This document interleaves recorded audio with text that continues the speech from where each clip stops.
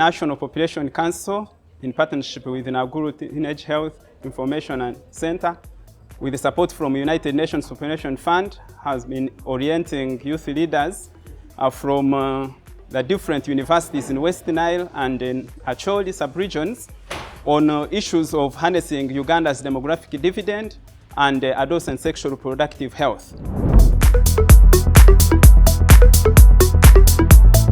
We started with West Nile, where we had an engagement with leaders, over 100 of them, from the 6 universities in West Nile, where they had an orientation.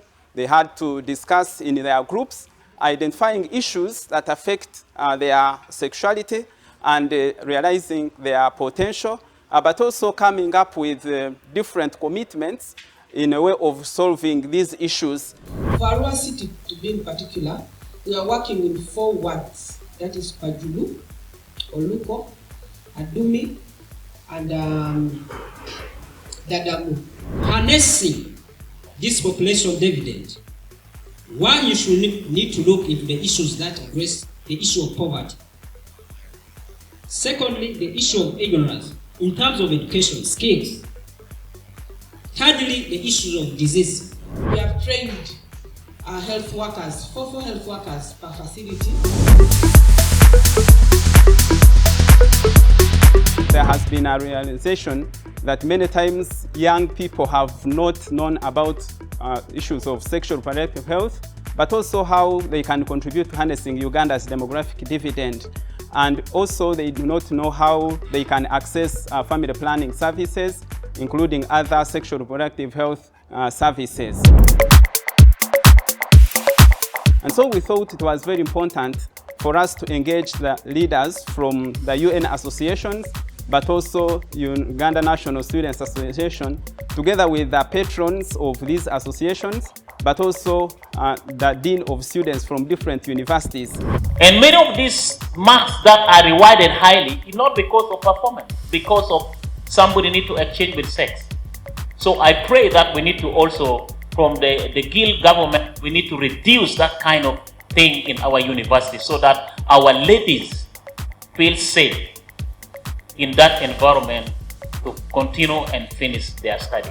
Can we sit there and go and challenge these men who are having invisible walls about issues to do with adolescent health?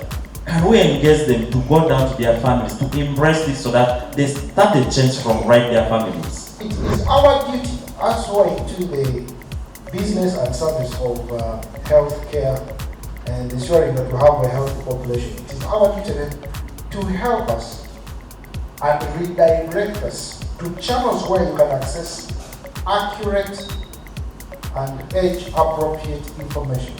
We are surprised that many of the young people are agreeing about sexuality issues. So very important that the different youth leaders come on board to support and educate these young people on such issues. What is our action as Gulu University?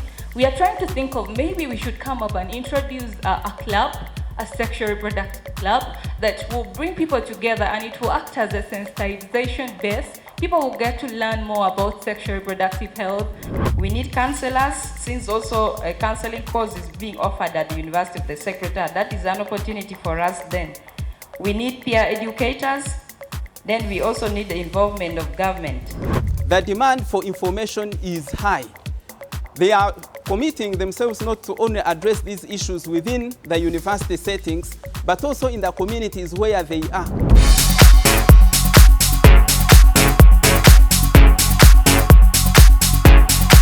So the call is that all of us come together, mobilize the resources we can, mobilize the energies, the technical know-how, so that we support these young people in order for them to realize their full potential.